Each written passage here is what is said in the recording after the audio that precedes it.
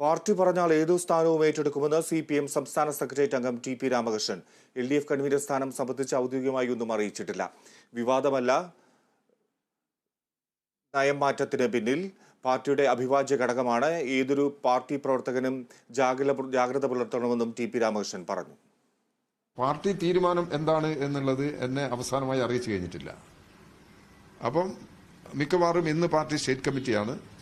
ഉച്ചയ്ക്ക് ശേഷം പാർട്ടി സംസ്ഥാന സെക്രട്ടറി പാർട്ടി തീരുമാനം പ്രഖ്യാപിക്കും എന്നുള്ളതാണ് ഞാൻ പ്രതീക്ഷിക്കുന്നത്.